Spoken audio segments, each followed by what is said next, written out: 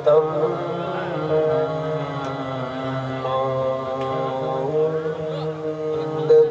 प्रिय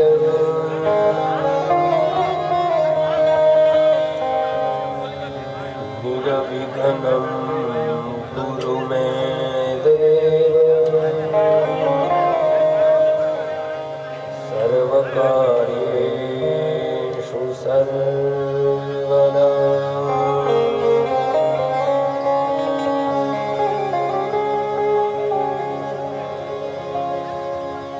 सर्वमङ्गलमङ्गल्ये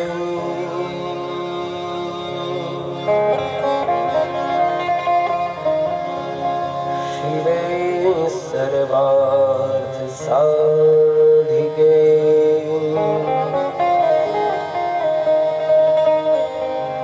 शरण्ये त्र्यम्बके गौरी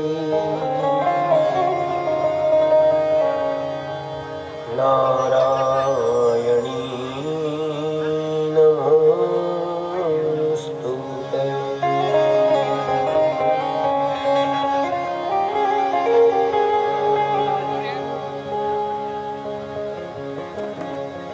निधये सर्वविद्यानां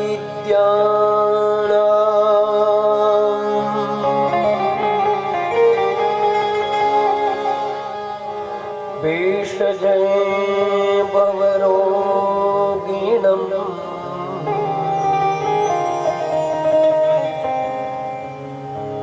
गुरवे सर्वलोकानां दक्षिणामूर्तये नमः।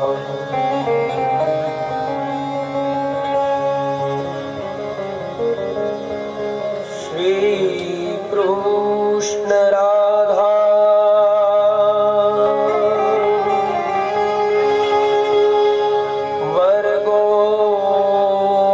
वर्गोकलेश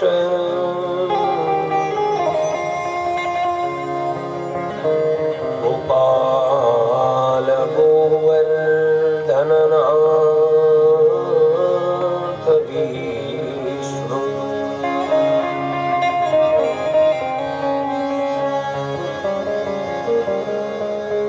जिहवे पिबस्वा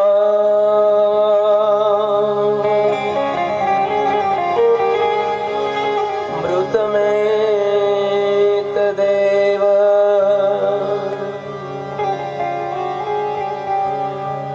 गोविन्द दामोदर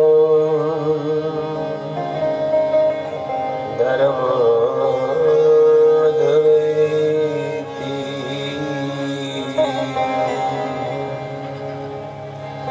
गोविन्द दामोदर माधवेति।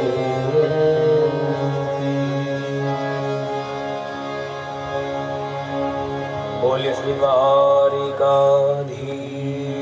की जय।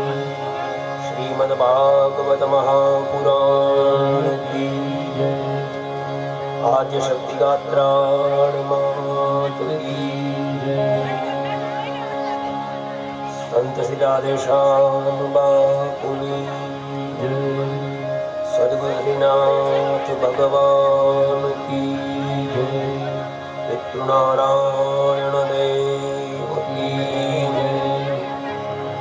ओम नमः नमः नमः पार्वती पतये हर हर महादेव।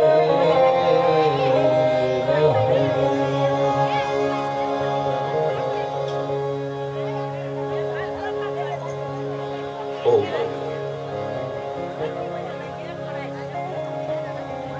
हरि ओम। आओ આજના શ્રીમદ ભાગવત સપ્તાહ જ્ઞાન યજ્ઞના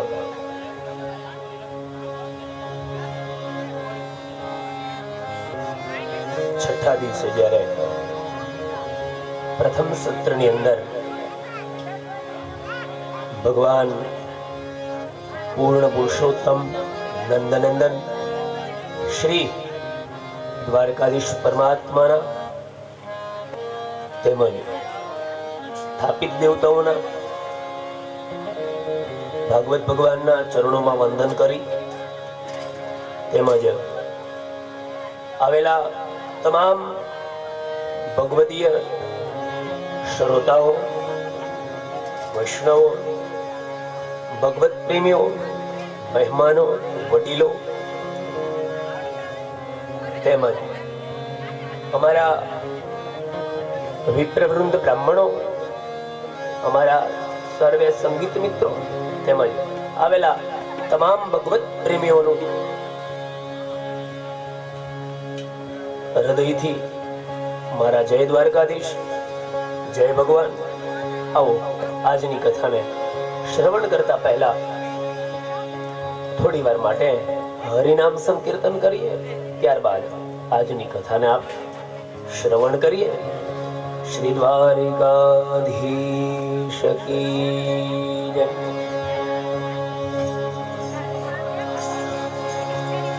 ભજો બાલ મુકુંદ પ્યારે ગિરધારી, ભજો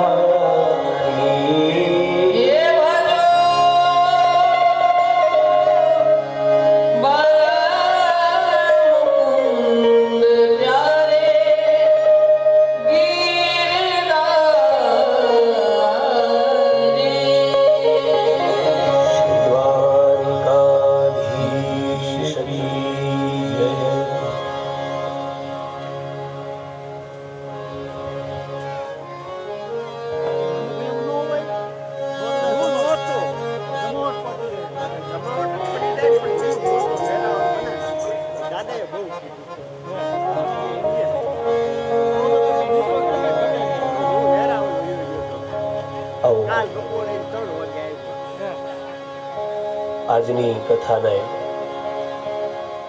શ્રવણ કરીએ ત્યારે ભગવાનના ચરણોમાં નમસ્કાર કરી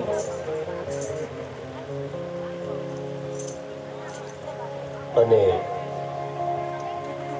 એ જ હરિગાથાને ભગવાનના ચરિત્રોની અનેક રહસ્યમય કથાઓને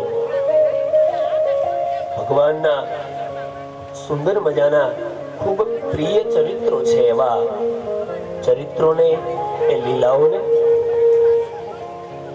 શ્રવણ ભક્તિથી ભગવાનનું એ યશોગાથાનું, કૃષ્ણ ચરિત્રની, એ જ ઠાકોરજીના જે ચરિત્રો છે એમની કથાને શ્રવણ કરી.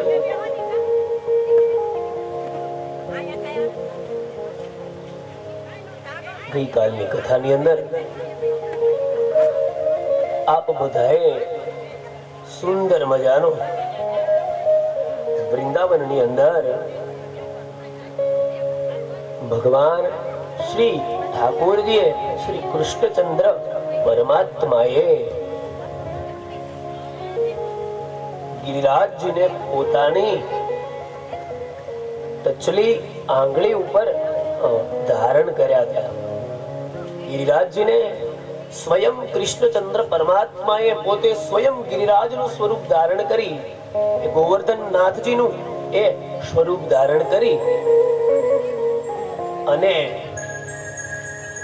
સ્વયં શ્રી કૃષ્ણએ એ ભગવાન ગોવર્ધન પર્વતને ધારણ કર્યો છે.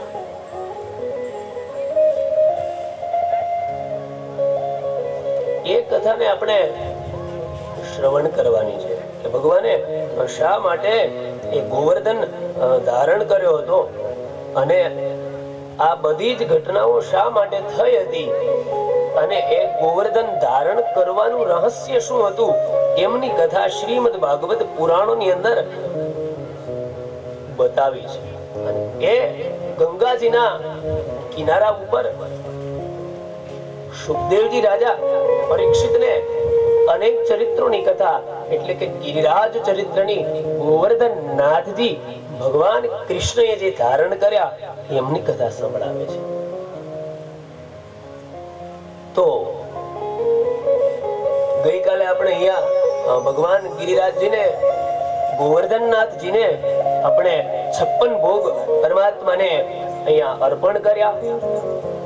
સુંદર મજાની એમની પ્રદક્ષિણાનું મહત્વ છે. તો બધા જ શ્રોતાઓએ પ્રદક્ષિણા કરી, ભગવાનની પૂજા કરી અને એ દિવ્ય ભવ્યાતિ ભવ્ય દરેક ભગવત પ્રેમીઓને લાભ પ્રાપ્ત થયો. તો એ વૃંદાવનની અંદર, એ જતીપુરાની અંદર ભગવાન શ્રી કૃષ્ણ પરમાત્માએ અનેક લીલાઓ કરી છે. એ સમયે ભગવાન શ્રી કૃષ્ણ પરમાત્માએ 7 દિવસ માટે ગિરિરાજજી એટલે કે ગોવર્ધન નાથજીને, ગોવર્ધન પર્વતને ધારણ કર્યા હતા. એ સમયે બધા જ ગોકુળ વાસીઓ, બધા બ્રજવાસીઓ હતા ને, 7 દિવસ માટે ગિરિરાજની છત્ર છાયાની અંદર રહ્યા છે અને એ બધા જ બ્રજવાસીઓની, ગોવાળોની, ગાયોની, વાછરડાઓની શ્રી કૃષ્ણ પરમાત્માએ રક્ષા કરી છે. ભાગવતજીની અંદર કહ્યું છે કે પરમાત્માએ 7 દિવસ માટે ગિરિરાજજીને ધારણ કર્યા છે. તો એ 7 દિવસનું રહસ્ય શું છે કે ભાગવતજીની અંદર બતાવવામાં આવ્યું છે. તો રાજા પરીક્ષિતને ગંગાના કિનારે સુખદેવજી કહે છે કે ભગવાને 7 દિવસ માટે શું કામ એને ગિરિરાજજીને ધારણ કર્યો? આવો રાજન, એમની કથા તમને સંભળાવું. અને સુખદેવજી કહે છે કે ભગવાને એ ગોવર્ધન પર્વતને 7 દિવસ સુધી એટલા માટે ધારણ કર્યો હતો કે એ 7 દિવસ એ કોઈ સામાન્ય દિવસ નથી, પણ એ 7 દિવસ છે એ દરેક આ જીવો છે એના માટેના 7 દિવસ છે. કારણ સુખદેવજી કહે છે કે દરેક જીવોનું 7 દિવસની અંદર મૃત્યુ છે એ ત્યાં જ કહે છે સુખદેવજી કે 7 દિવસમાં જ મૃત્યુ આવવાનું છે. દરેક જીવોનું 7 દિવસમાં જ ઉદ્ધાર થવાનો છે અને 7 દિવસની અંદર જ એ મૃત્યુને ધારણ કરવાનું છે. કારણ કે કોઈ પણ જીવો હોય તો કહેવાય શાસ્ત્રમાં આપણું અઠવાડિયું, પણ દિવસો 7 જ છે. એટલા માટે 7 દિવસનું મહત્વ શાસ્ત્રની અંદર લખેલું છે. ગોવર્ધનનાથ પ્રભુને એ ગિરિરાજ પર્વતને 7 દિવસ સુધી પરમાત્માએ એટલા માટે ધારણ કર્યો છે કે 7 દિવસની અંદર કોઈ પણ જીવનો ઉદ્ધાર થાય છે.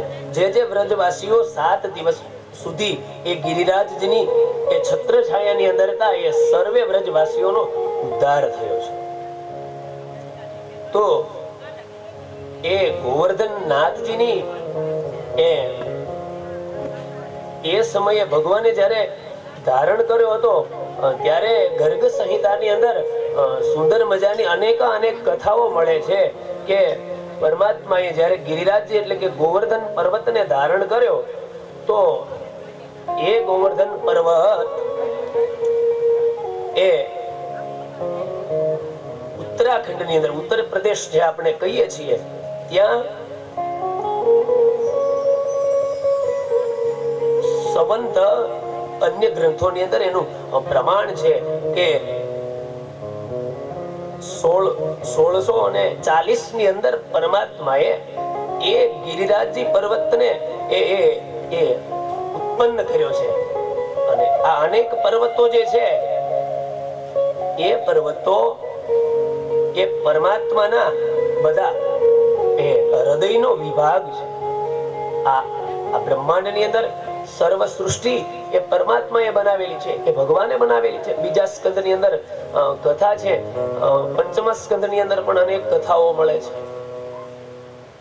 અને એ કથામાં જે આ બ્રહ્માંડની અંદર, વિશ્વની અંદર જે પર્વતો બનાવ્યા છે, 7 સમુદ્ર બનાવ્યા છે, 9 જંગલો બનાવ્યા છે, તેમજ આ 10 દિશાઓ બનાવી છે, આ વૃક્ષો બનાવ્યા છે, વનસ્પતિઓ બનાવી છે, એની વિસ્તૃત કથા છે. એમાંનો પરમાત્માએ આ ગિરિરાજજી છે ને એને પ્રગટ કર્યો છે. કારણ કે પરમાત્માના 3 ધામ પ્રગટ થયેલા છે. યત્ર ત્રિસર્ગો મૃષા, ભગવાનના 3 સર્ગો છે જે સ્વર્ગ સમાન છે. એ નગરીના તમે દર્શન કરો એટલે સ્વર્ગનું જે સુખ છે એ બધું જ ઐશ્વર્ય પરમાત્માએ 3 ધામની અંદર રાખેલું છે. એ ક્યાં 3 ધામો છે? પરમાત્મા જ્યાં પ્રગટ થયા છે તે મથુરા છે. એ પરમાત્માએ પ્રગટ કરેલું ધામ છે. વૈકુંઠ લોકમાંથી એક વિભાગ ઉત્પન્ન પ્રગટ કર્યો છે પરમાત્માએ અને આ પૃથ્વીની અંદર સ્થાપના કરી છે. તે કહેવામાં આવે છે મથુરા. અને બીજું ગોકુળ છે, એ પણ પરમાત્માનો એ પ્રગટ કરેલું એક ધામ છે જે વૈકુંઠમાંથી પરમાત્માએ એ સ્થાપના કરી છે ગોકુળની. અને ત્રીજું ધામ આપણને પ્રાપ્ત થયું એ દ્વારિકા છે. એ પરમાત્માએ પોતાના વૈકુંઠમાંથી એ 3 ટુકડા કરી અને આ ભારત ભૂમિની અંદર એ સ્થાપવામાં આવ્યા છે. એટલા માટે પરમાત્માના 3 ધામ મહત્વના છે કૃષ્ણના: મથુરા, ગોકુળ અને દ્વારકાપુરી. આવી સરસ મજાની 3 સર્ગો છે. અને એ ગોકુળની અંદર, એ વૃંદાવનની અંદર, જતીપુરાની અંદર ભગવાન સ્વયં ગોવર્ધનનાથજીને એ પ્રગટ કરે અને ત્યાં સ્થાપન કર્યું છે ગોવર્ધનનાથજી. તો એ ગોવર્ધનનાથજીને એની પ્રદક્ષિણાનું મહત્વ છે. ગિરિરાજજીની તમે દૂધની ધારાથી જે પ્રદક્ષિણા કરો તો પરમાત્મા એ વૈકુંઠ લોકનું અધિપત્યનું જે એ સુખ છે ને એ પ્રાપ્ત કરાવે છે ગિરિરાજજીની પ્રદક્ષિણાથી. એટલા માટે એનું ખૂબ મહત્વ છે. ગઈકાલે આપણે અહીંયા ભગવાનને 56 ભોગ ધર્યા છે અને એમની પ્રદક્ષિણા કરી છે અને એની એ પૂજા કરી છે. અને પરમાત્માએ જયારે ગિરિરાજજીને ધારણ કર્યું ને ત્યારે પરમાત્માનું સ્વરૂપ કેવું લાગતું હતું તો એ શાસ્ત્રની અંદર એમનું પણ વર્ણન છે. તો એ ગિરિરાજજી જેને પરમાત્માએ પ્રગટ કરેલું છે, ગોવર્ધન પર્વત, જેને મુખારવિંદ કહેવામાં આવે છે, ભગવાનના એ મુખારવિંદનો જે વિભાગ છે જેને ગિરિરાજજી કહેવામાં આવે છે. અને મુખારવિંદનો ભાગ છે એ શ્રીનાથજી બાવાનું એક સ્વરૂપ ગણવામાં આવે છે. એટલા માટે ગિરિરાજજીનું મહત્વ ખૂબ જ છે. તો એ ગિરિરાજજીનું ખૂબ જ મહત્વ રહેલું છે. આપણે બધા જે ગયા હોય એમના દર્શન કરવા, એમને ખબર હોય એ ભગવાન ગોવર્ધનનાથજી એટલે સ્વયં કૃષ્ણનું જ સ્વરૂપ છે. પરમાત્માએ સ્થાપન કરેલો એ પર્વત છે અને સ્વયં પરમાત્મા કહે છે કે એ મારું જ સ્વરૂપ છે. એટલા માટે સદાયને માટે નિત્ય નિરંતર પરમાત્માનું મુખારવિંદનું સ્વરૂપ છે ત્યાં બિરાજે છે.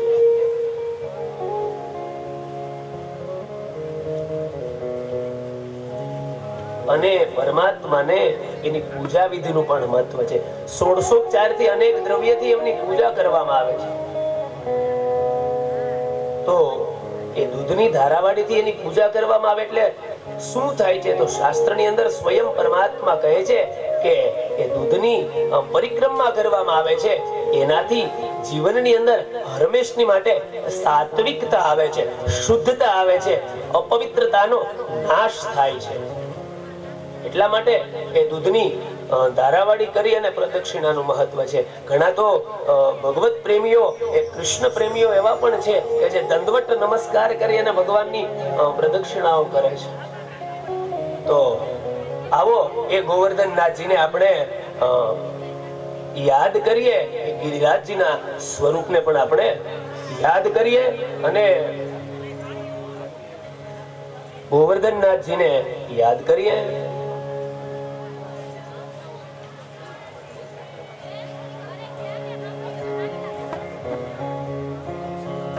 તો આવો એક ગિરિરાજજીના સ્વરૂપના આપણે મનથી અહીંયા બેઠા બેઠા જેમ જતીપુરાની અંદર એ વૃંદાવનની અંદર પરમાત્માનું એક સ્વરૂપ છે, એ સ્વરૂપને આપણે યાદ કરીએ. એ જ સ્વરૂપને આપણે અહીંયાથી નમસ્કાર કરીએ અને જેમ વ્રજની યાત્રા કરતા હોય, એની પ્રદક્ષિણા કરતા હોય એવા ભાવ સાથે આપણે એમને નમસ્કાર કરીએ. વાળા પરિવારના આંગણે આજના પાવન પ્રસંગે અહીંયા આપણી કથાની અંદર વાળા પરિવારનું એ આમંત્રણ સ્વીકારી અને સ્વયં જગદંબા સ્વરૂપ માતાજી પધાર્યા છે. તો એને અહીંયા વ્યાસપીઠેથી એમનું વાળા પરિવાર વતી વ્યાસપીઠ એમને આવકારે છે, એમનું સ્વાગત છે. આવો ગોવર્ધનનાથજીને આપણે યાદ કરીએ અને એમની ઝાંખી કરીએ. શ્રી ગોવર્ધન મહારાજ, શ્રી ગોવર્ધન મહારાજ, તેરે માથે ઘુંઘरू વિરાજી રહ્યો. શ્રી ગોવર્ધન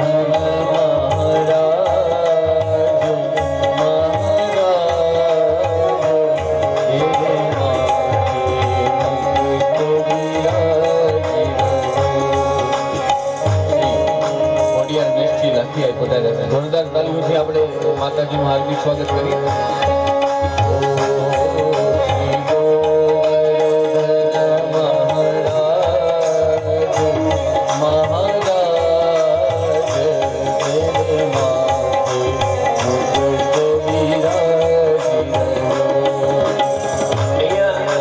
ગિરિરાજજીના સ્વરૂપના દર્શન છે ને એ આપણે બેઠા બેઠા કરવાના છે. એવું ભગવાનનું સ્વરૂપ છે. પરમાત્માના એ મસ્તકનો વિભાગ છે ને ત્યાં સુંદર મજાનું મોર મુકુટ બિરાજી રહ્યું છે. ભગવાન જેમ કૃષ્ણ વૃંદાવનના કિનારે વેણુનાદ કર્યો અને એક મોરપીંછ પરમાત્માએ મુંગટની અંદર ધારણ કર્યું ને એવું ગિરિરાજના મુખારવિંદનું સ્વરૂપ છે. એના ઉપર મુંગટ બિરાજે છે અને એ મુંગટની અંદર મોરપીંછ શોભી રહ્યું છે. અને એ જ ગિરિરાજજીને સુંદર મજાના પુષ્પો, એ માલતીના પુષ્પો પરમાત્માને ખૂબ પ્રિય છે. એટલે એ ગોવર્ધનનાથજીને પુષ્પ ચડે છે. આપણે અહીંયા માનસી પૂજા કરવાની છે. ગોવર્ધનનાથજીને પુષ્પ ચડાવીએ છીએ, એને સુંદર મજાના ફળ ચડે છે અને દૂધની પ્રદક્ષિણા થાય છે. એટલા માટે ભાવ મનથી આપણે ગોવર્ધનનાથજીની પૂજા કરીએ.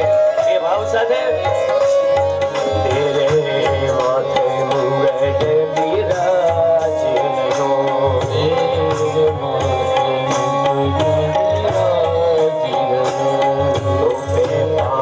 ચડે તોતે ફૂલ ચડે,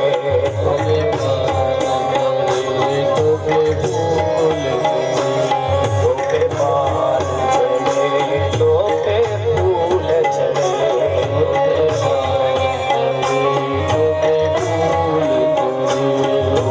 ચડે દૂધ કી ધાર, તોતે ચડે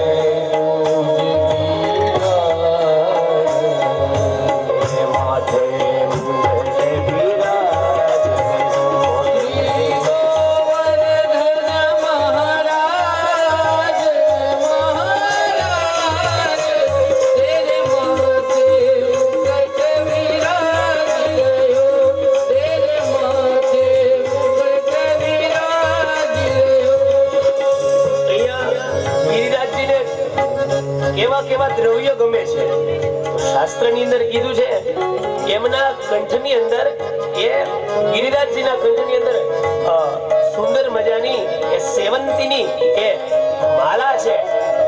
એ માલા બિરાજે છે. એના કંઠની અંદર સુંદર મજાની એ માળા છે.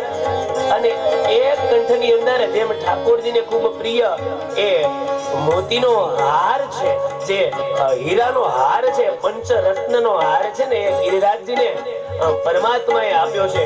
અને એ સુંદર મજાનો હાર શોભે છે. ગિરિરાજજીના કર્ણોની અંદર, કાનની અંદર સુંદર મજાના કુંડળ છે. એ સૂર્યનો પ્રકાશ પડે છે અને ચમકે છે.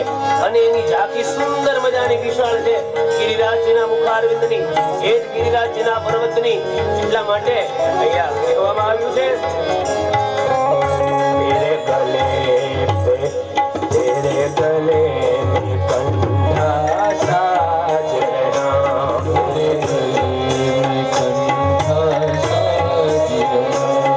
ઘોડી पे हीरा लाल, घोड़ी पे हीरा लाल, तेरे माथे मुंगट बिराजे हो,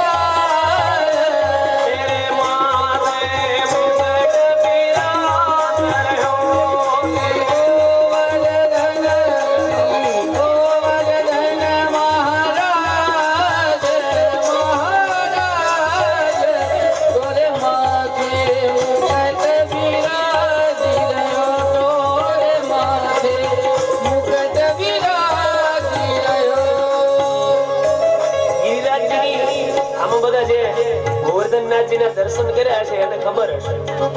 જ્યારે જતીપુરાની અંદર આપણે જઈએ ત્યારે ગિરિરાજજી 7 કોષની પરિક્રમા છે. એ પરિક્રમાનું મહત્વ છે.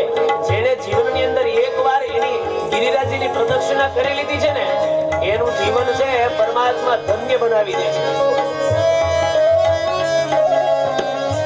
માટે 7 કોષની પરિક્રમા છે. એટલા માટે આપણા દિવસ પણ આ 7 કોષથી જોડાયેલું આપણું શરીર છે, દેહ છે. આપણા જીવનના દિવસ કેટલા છે? 7. 7 દિવસની અંદર વ્યક્તિનું મૃત્યુ છે. એટલા માટે તેરી 7 કોષ કી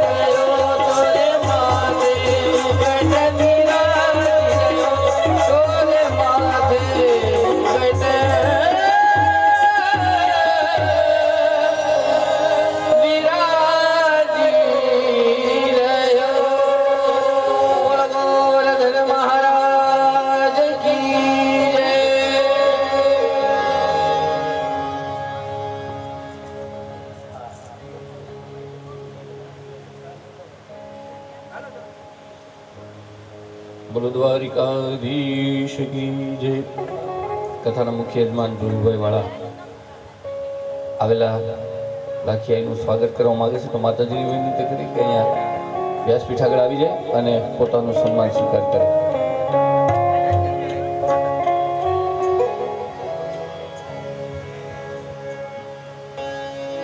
તારે પગલે પગલે કંકુ જરતા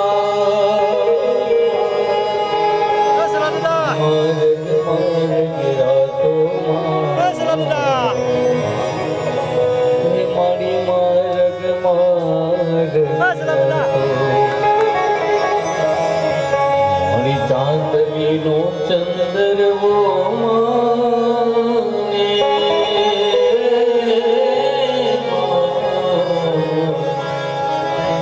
મારી ચાંદની નો ચંદર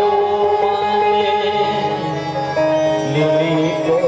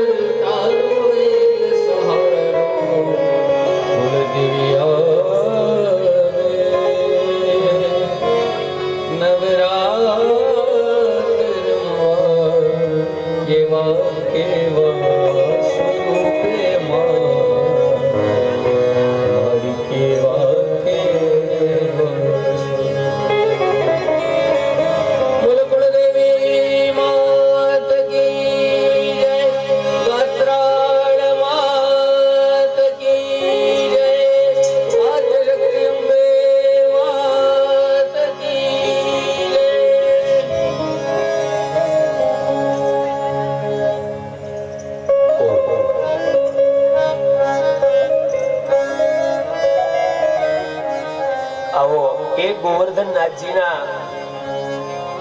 સુંદર મજાના ઝાંખીના સ્વરૂપના આપણે દર્શન કર્યા તો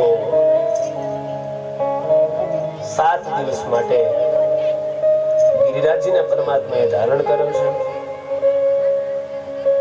ભગવાનને 56 ભોગ અર્પણ કરવામાં આવ્યો છે. ભગવાનને એ પરમાત્માને 56 ભોગ શું કામ એને લગાવવામાં આવે છે? શાસ્ત્રમાં એનું પણ મહત્વ છે.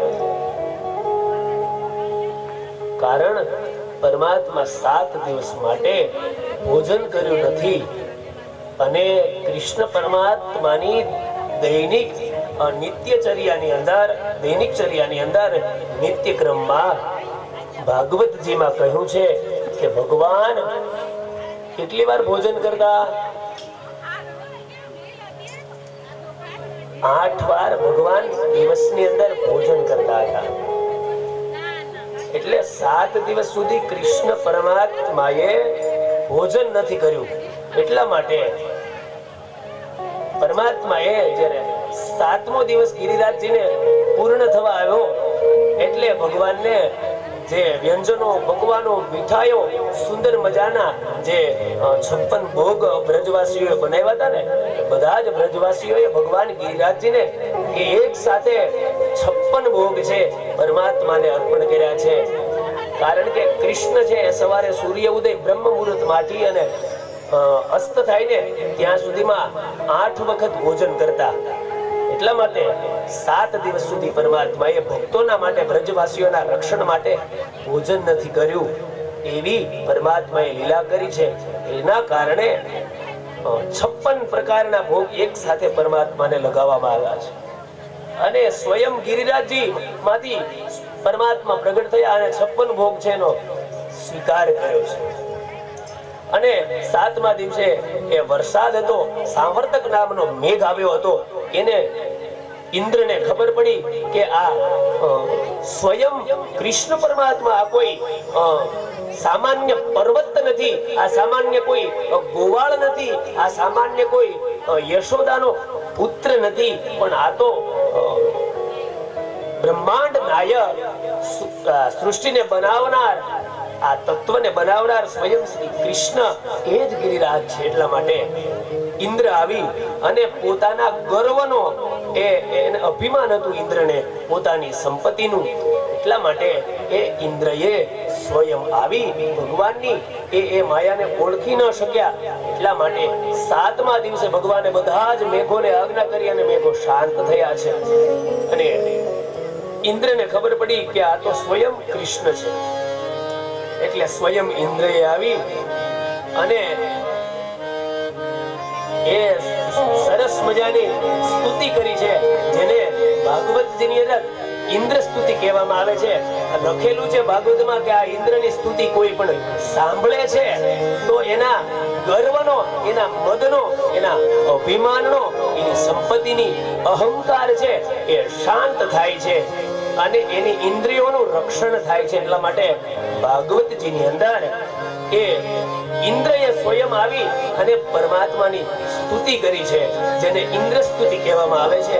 સુંદર મજાના શ્લોકો દ્વારા ઇન્દ્ર ભગવાન કૃષ્ણને શું કહે છે? વિશુ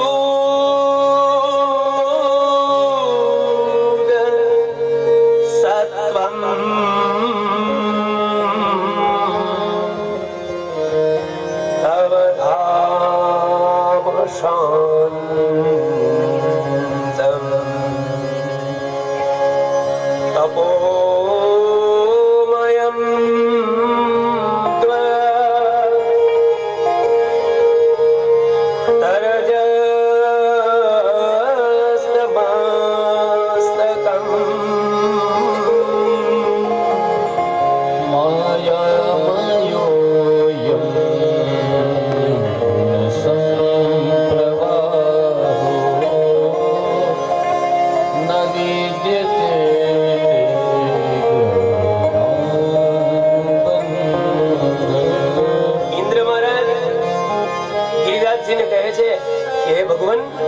આપનું સ્વરૂપ પરમ શાંત અને જ્ઞાનમય, રજોગુણ અને તમોગુણ થી રહિત છે.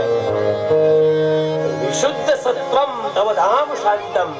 હે પરમાત્મા, કૃષ્ણ, હે ગોવર્ધનનાથ, વિશુદ્ધ અને પ્રાકૃત એ સત્વમય છે અને આ ગુણોના પ્રવાહે રૂપે પ્રતીત થનારા એ વિશ્વ પ્રપંચને કેવળ માયામય છે. કેમ કે આપના સ્વરૂપને અજ્ઞાનના કારણે હું આપની પ્રીતિને જાણી શક્યો નથી અને પ્રતીતિ નથી થઈ. ઇન્દ્ર પણ કહે છે કે હે ગોવર્ધનનાથ, આપના સ્વરૂપને હું ઓળખી શક્યો નથી કારણ કે હું આપનું સ્વરૂપ છે, શુદ્ધ સ્વરૂપ છે, એને હું જાણી શક્યો નથી. એટલા માટે આપનું ધામ છે ને એકદમ શાંત છે અને તમારા ધામની અંદર એકવાર કોઈ જીવ આવે છે, એકવાર કોઈ પણ જીવ તમારા ધામની અંદર આવે છે ને તો એ ધામમાં સદાયને માટે એ શાંતિની પ્રાપ્તિ થાય છે. એટલા માટે વિશુદ્ધ સત્વમ તવ ધામ શાંતમ, તમારા ધામની અંદર આવે ને એટલે એ જીવને શાંતિ પ્રાપ્ત થાય છે, મનને આનંદ મળે છે. એટલા માટે ઇન્દ્ર મહારાજ કહે છે બીજા શ્લોકમાં પણ એ ઇન્દ્ર મહારાજે સુંદર મજાની સ્તુતિ કરતા શું કહે છે? પિતા ગુરુસ્ત્વમ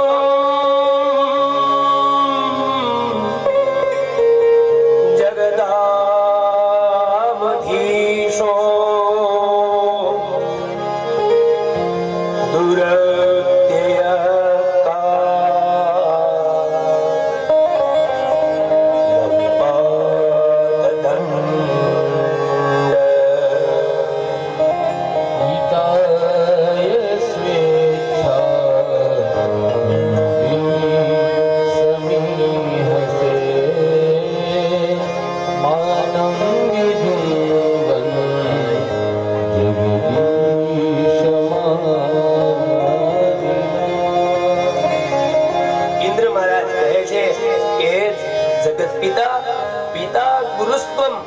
જગદામધીશો, આપ જગતના પિતા, ગુરુ અને સ્વામી છો.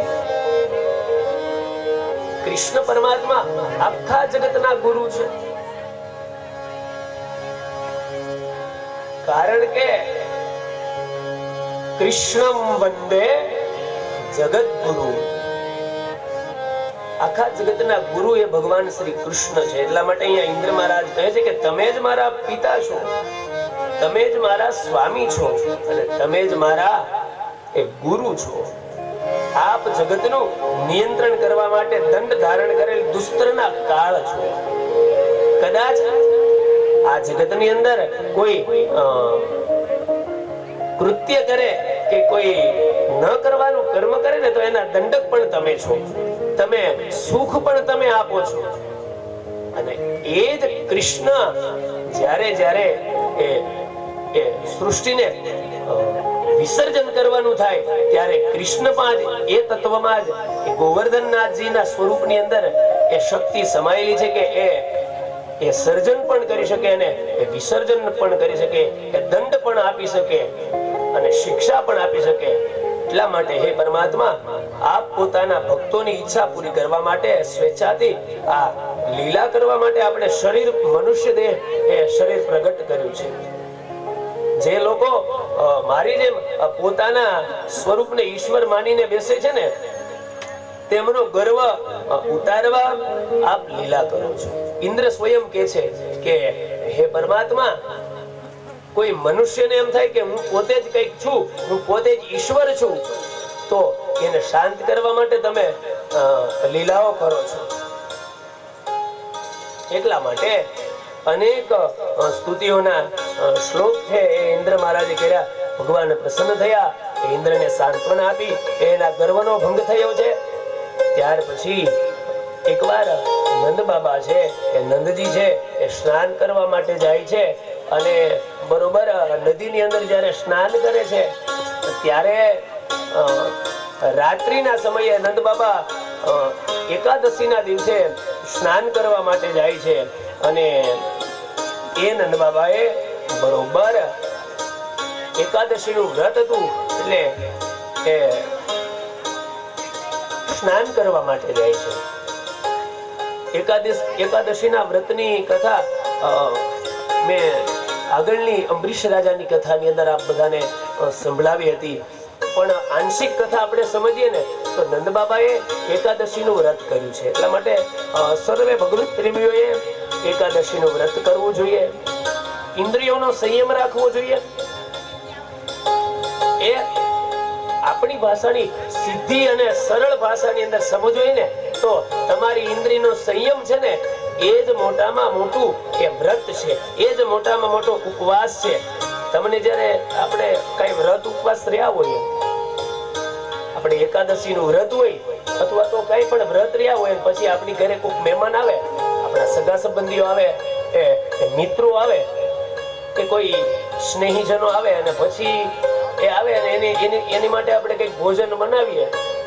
એને વ્રત ન હોય, આપણે વ્રત હોય, અને પછી એની સાથે સાથે મહેમાનો છે કે કોઈ એમ કે હવે આવતી એકાદશી રહી નાખજો ને, આ એકાદશીમાં કાંઈ વાંધો નહીં, ભગવાનને પગે લાગી માફ કરી દેશે, પાછા આ બધા ક્યારે ભેગા થશું આપ બધા, એવી વાત કરીને પછી જો એ વ્રતનો ભંગ કરીએ ને, એટલા માટે ઇન્દ્રિયનો સંયમ નથી, એવું ક્યારે પણ ન કરવું જોઈએ. માટે જ્યારે તમે વ્રત લ્યો, ઉપવાસ ઉપહવાસ, એટલા માટે ઈશ્વરની નજીક રહી અને તમે એને યાદ કરો ને, એ મોટામાં મોટો સર્વ શ્રેષ્ઠ ઉપવાસ છે. એટલા માટે ઉપવાસનું શાસ્ત્રમાં મહત્વ છે. એટલા માટે અહીંયા નંદરાયજી છે ને, એકવાર કારતક મહિનાની એકાદશી હતી. કારતક સુધી એકાદશી આપણા વર્ષની શરૂઆત છે ને એ કારતક મહિનાથી થાય છે, અને આપણી શાલિવાહન શક નામની જે શક છે ને એ ચૈત્ર મહિનાથી. અત્યારે આપણું નવું વર્ષ શાસ્ત્રોક્ત રીતે નવું વર્ષ શરૂ થયું, કારણ કે આપણી શાલિવાહન શક છે એ ત્યાંથી નવા વર્ષની શરૂઆત થાય પંચાંગની અનુસાર, એક ભૂગોળની દ્રષ્ટિએ, જ્યોતિષની દ્રષ્ટિએ. અને આપણા વિક્રમ સંવંત છે, આપણા રાજા વિક્રમ થયા, જેને વિક્રમ સંવંત છે એ બેસતા વર્ષથી શરૂઆત થાય, નવા વર્ષથી. કારતક સુધી એકમ આપણે જેને બેસતું વર્ષ કહીએ છીએ, તો એ વર્ષની અંદર એકાદશી આવે. એ એકાદશી નંદબાબાએ કરી અને સ્નાન કરવા માટે યમુનાના નદીની અંદર જાય છે. પણ એકવાર એવું બને છે કે નંદરાયને, નંદજીને, નંદબાબાને ખબર નથી રહેતી, એટલે રાત્રિના સમયે સ્નાન કરવા માટે જાય છે, અને વરુણના બધા દૂતો છે, એમના પાંસો છે, એને ઘેરી લે છે, અને નંદબાબાને વરુણ લોકમાં એમના દૂતો લઈ જાય છે. એટલે નંદબાબાને ખબર ન હતી કે રાત્રિના સમયે સ્નાન ન કરાય. જો આ કથા ઉપરથી આપણે એટલું જ શીખવાનું છે કે ઉપવાસનો ક્યારેય ભંગ ન કરવો.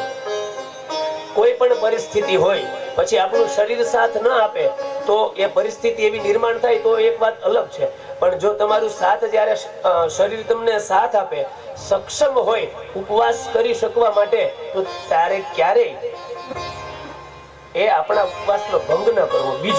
બીજી કથા, આ કથામાંથી એ સિદ્ધાંત આપણને મળે છે કે રાત્રિના સમયે ક્યારેય સ્નાન ન કરવું. શાસ્ત્રમાં એનો સમય બતાવ્યો છે સ્નાન કરવાનો. રાત્રે તમે આપણા સમજવા માટે 10:30 વાગી જાય, એ 10:30 વાગ્યા પછીના સમયથી માંડી અને સવારે 4 વાગે બ્રહ્મ મુહૂર્તની શરૂઆત થાય ત્યાં સુધી સ્નાન નદીની અંદર ન થઈ શકે. જે તીર્થ સ્થાનો હોય ને ત્યાં, કારણ કે એ તીર્થના જે બધા અધિદેવો, પ્રત્યાધિદેવો એ શયન કરતા હોય છે. વરુણના દૂતો છે એ નદીની અંદર શયન કરતા હોય છે. એટલા માટે રાત્રિના સમયે 10:30 વાગ્યા પછી નદીની અંદર સ્નાન કરવું ન જોઈએ.